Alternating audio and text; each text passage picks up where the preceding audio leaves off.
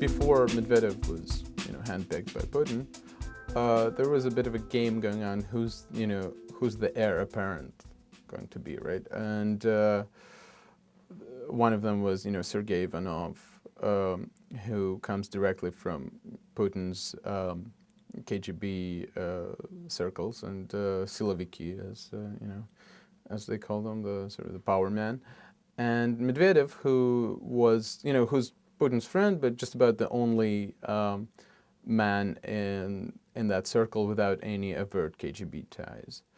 And there was a bit of a game going on, who's going to get the nod.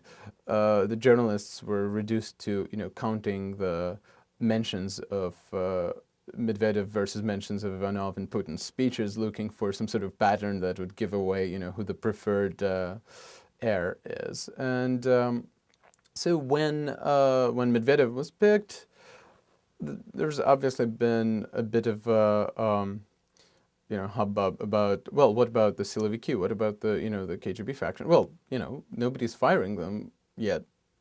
It's the entire Putin's gang of ministers is staying on so far. There has been no indication that there will be reassignments or any change in the cabinet. And the question is, however, whether Putin as prime minister will be able to guarantee their well-being if and when Medvedev decides to, well, let's say, bring some of his law school buddies along, because that's what invariably happens.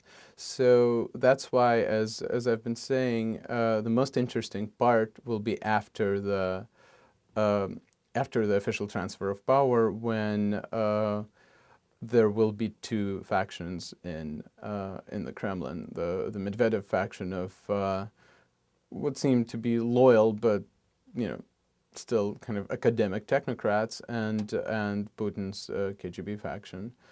I think they will find a way to coexist for a while, though. So this is going to be a bit of a slow motion development that we won't see shaking out until later in the year or maybe next year.